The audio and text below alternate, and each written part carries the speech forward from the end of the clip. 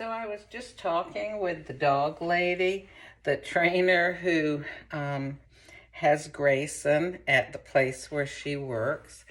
And I was asking her what's going to happen with him.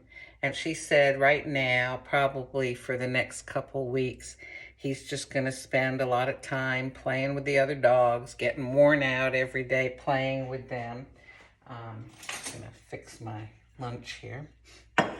And having some basic training, things like, the person goes through the door first, not the dog. The dog does not lead the person walking around. Things like, I guess sort of basic dog people etiquette kind of stuff. So that the dog knows how to fit in with a person. And she said they will start looking at what sort of tendencies or abilities or talents he has. She said, for example, some dogs have a really good sense of smell. And for instance, they can be trained to tell, like if somebody is diabetic, if they're going to have high blood sugar or low blood sugar, and alert them. Some dogs, she told me about this one person who has a problem with their heart where they will black out. And the dog can detect what's going on with their heartbeat. And if it detects that it's going down real low, it'll push the person against a wall so that if the person blacks out, they'll kind of slide down the wall instead of, conking out, knocking their head on the floor or on something. She said there are dogs that will be alert to, for example, different behaviors that people exhibit, like maybe they, get real anxious and they start acting certain ways, and the dogs can either alert the person to that or distract them. We met one lady actually who said that her dog will start distracting her by annoying her and doing things she doesn't like she doesn't like it for the dog to lick her and paw at her, but that makes her pay attention to the dog instead of getting, all anxious and upset.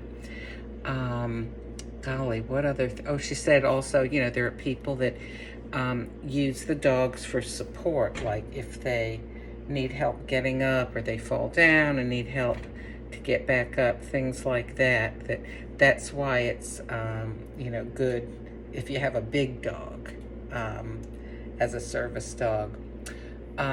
She mentioned a situation where somebody, because of experiences in the war, they have PTSD and post-traumatic stress syndrome, and they'll have flashbacks to very upsetting situations, and sometimes they'll pass out.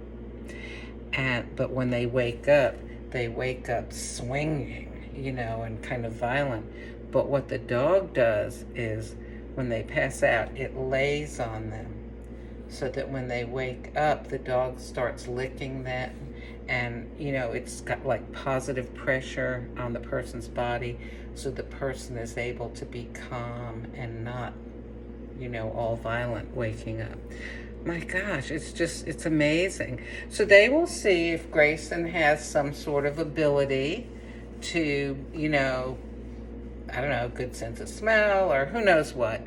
And they will, if he does in fact display some sort of ability, they'll start training him, to meet certain kinds of needs.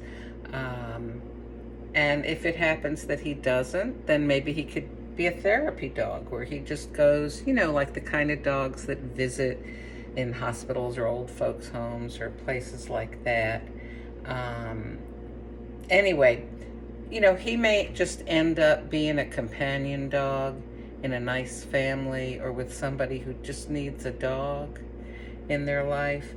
But I feel like I'm excited and I'm hopeful because Here are people who are looking at this dog that was such a mess for the first year and a half of its life, that he was maybe even not so much mistreated as not loved and not cared for at all. And they're going to look at him and say, what do you have to offer, Grayson? And let's develop your potential.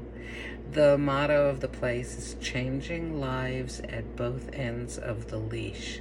I love that.